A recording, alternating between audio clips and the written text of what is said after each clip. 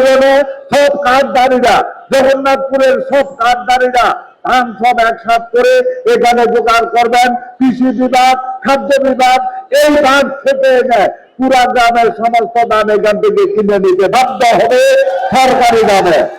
আমি সার দিলাম, টাকাটা কার্ড থেকে নেন, দেখবেন কিচ্ছু লাগতো না। আপনার কার্ডটাকে মেশিনে শোয়াইব, মেশিনে পি পি করে আওয়াজ দিয়ে দেবে, দেন আপনার একটা স্লিপ দিবে, এত টাকার আপনার হয়েছে। যদি আপনার কার্ডের থেকে বেশি টাকা হয়, বলবো যে আপনার কার্ডে আছিল 2500, সার কিনছেন 4000 টাকা, বাকি 12,000 টাকা দেন, আর 2500 টাকা এই কার্ড থেকে চলে গেছে। এবারে ধানের দাম কত আছিল? ধান দামের বড় দাম আছিল কত? 1100, 1150 নাকি বেশি আছিল? হ্যাঁ না, 1100, 1150। সরকারের দাম কত জানেননি? 1350। সরকারে কিনে 1350, আপনি আমি পাইছি 11,500 থেকে 1100। এর প্রধান কারণ মধ্য সত্তাভোগী বা ফরিয়ারা আমার উৎপাদিত, আমার কৃষকের উৎপাদিত অর্থের মধ্যে ভাগ বসায়। এই কৃষক যখন থাকবে, কারোর পক্ষে ভাগ বসানো সম্ভব হবে না।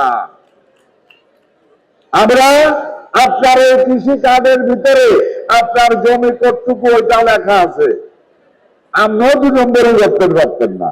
আমরা জমি দেওয়া জানি, যাইয়া দেবেন যে আমি 50 কানি চলছি, আমার 50 কানি ধান আমার কাছ থেকে কিনেন, এইগুলো আপনার কৃষি কার্ডটা দেনছে। এক কথায় উৎপাদিত পণ্য উৎপাদন করাকালীন যেই সমস্ত জিনিসের প্রয়োজন হয়, সার, বীজ, পেস্টিসাইড, বিভিন্ন মেশিনারি, এইগুলি ন্যায্য মূল্যে এই কৃষি কার্ডের মাধ্যমে আপনারা পাবেন। আর গরিব কৃষিদেরকে, এই যে 3 জনকে বললাম, ভূমিহীন, প্রান্তিক এবং একেবারে ক্ষুদ্র কৃষক, তাদেরকে বছরে 2500 টাকা করে দেওয়া হবে, তারা যেন সার বা এটা কিনতে পারে। আপনার টাকাও থাকবে, এই টাকা দিয়ে কেমনে কিনবেন?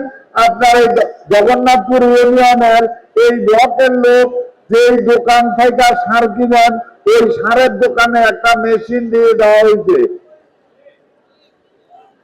আপনি ওখানে যাবেন, যারা সার কিনবেন, যারা কাজ পাইছেন, সার কিনা বলবেন যে ভাই যে আমি সার কিনলাম, টাকাটা কার্ড থেকে নেন, দেখবেন কিচ্ছু লাগতো না। আপনার কার্ডটাকে মেশিনে শোয়াইব, মেশিনে পি পি করে আওয়াজ দিয়ে দেবে, দেন আপনার একটা স্লিপ দিবে, এত টাকার আপনার হয়েছে।